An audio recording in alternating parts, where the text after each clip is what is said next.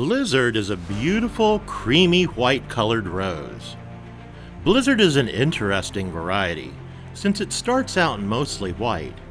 But as the rose starts to open, some of the blizzards we tested revealed a bit of a buttery pastel center, transitioning to a creamy color throughout the rest of the blooms.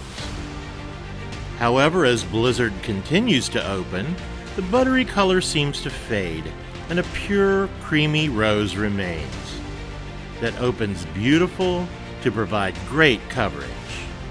Some of the stems we tested even opened all the way to the center. Truly wonderful. In addition to the showy look, Blizzard has a very pleasant, sweet fragrance. The large, showy bloom has a soft, delicate, and feminine appearance, making it perfect for wedding work.